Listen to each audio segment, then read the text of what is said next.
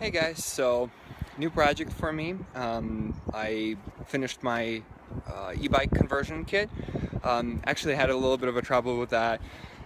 First time in the mountains, ended up breaking a chainstay on it. So I ended up getting a new frame, found a new old stock Rocky Mountain Element 50 frame. So I ended up swapping everything I had on my Element 10 to the new Element 50. But this video is not about my e-bike. This is actually another interesting project I started. What it is actually a ski bike conversion. So some of you might have heard of it. It's essentially, there's some companies that make them, specifically frames and forks and all that is made specifically to take skis versus wheels. The one that I made is made out of an old full suspension mountain bike frame.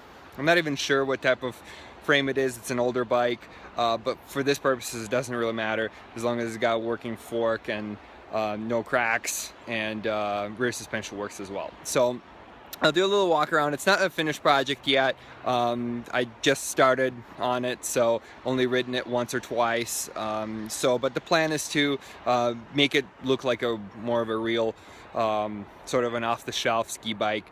I'm gonna cut off all the mounts for the cables and for the V-brakes and stuff like that to make it more smooth, and probably repaint it, put a different seat on it. The idea is to have a most likely a Bmx fork on it, a Bmx handlebar on it, so it just gives you a little bit better leverage when the seat is all the way down. I'm just gonna go ahead and switch the camera and do a little walk around on this ski bike conversion I did. So here's the bike. Again, I'm not really even sure what frame it is. I just bought it used. I think it might be Giant, or I'm not sure if anybody can, clearly tell me what frame it is, but it's pretty nice. It's got an old school shock in the back, but everything works. It's got a rebound controller on it, which is pretty cool.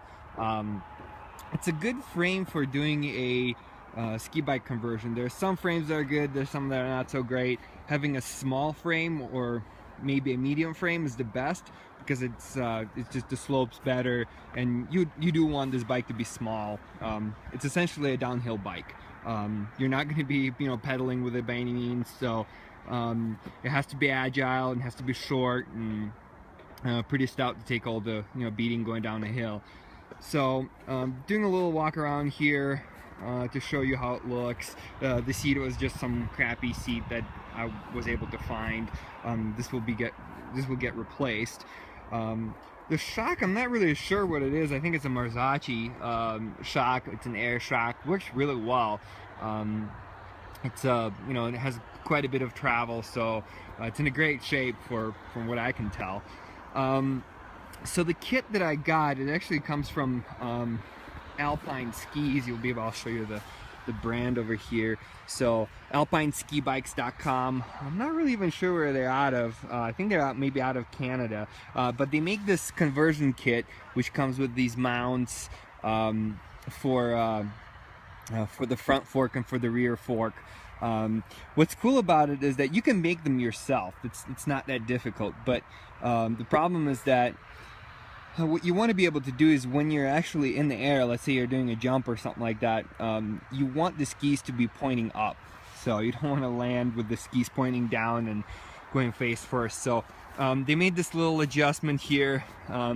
It's got like springs, so if you try to lower the ski down, it will rebound back up. So whenever you're in the air, the ski will point itself up, so which is really, really cool. Definitely a good safety feature. Another thing that the kit comes with, which is really, really cool, it comes with these pegs. They're just through the your bottom bracket.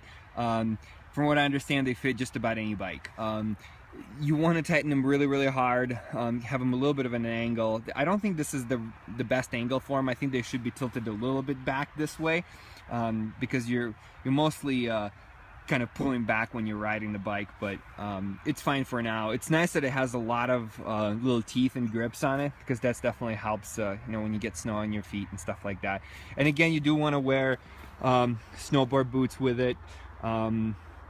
So just to keep your ankles from rolling and stuff like that, and because you will be putting your foot down, just kind of like when you, like for example, when you're doing motocross or something like that, when you're turning, you stick your foot out, is to kind of help you with balance. So you'd be doing the same thing on this thing. So this is the stuff that I was talking about. I want to cut off all this just to shave it off and then repaint the frame. All these little things will come off.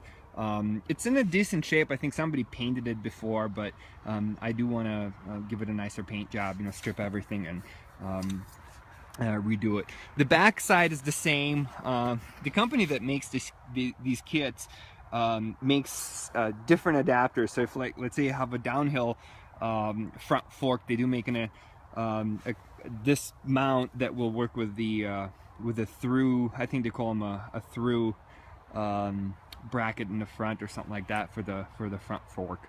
Other than that, the handlebar, yeah, I only had one grip, so that's kind of funny. I actually bought this the handlebar with one grip on it, but I'll be putting nicer grips on here. I don't know if I'm gonna keep this handlebar or not. I've seen a lot of people use Bmx bars, which give you a little bit higher elevation when you're riding, as you're mostly going to be on the pegs. You're not really going to have your butt in the seat that much, so having a little better leverage will help. And some of them have this little bar going across, just kind of like the motocross handlebars, and you can put stuff on it. Like if you're going up a chairlift, you can you know, have a carabiner on there and hook it up so you don't fall.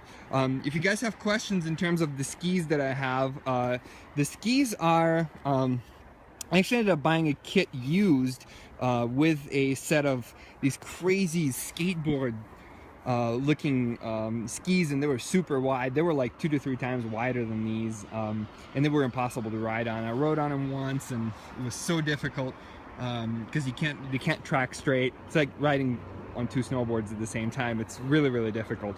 So I got these skis. I'm gonna lift this up. They are you know, like line skis or something like that, but they're actually called ski boards.